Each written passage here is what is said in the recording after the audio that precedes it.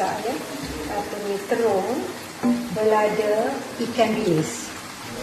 Dan mula-mula sekali tadi saya tumis bawang putih, bawang merah, halia sama dengan cabai masak dan cabai burung yang telah ditumbuk ya. Dan saya terus goreng macam ni lah.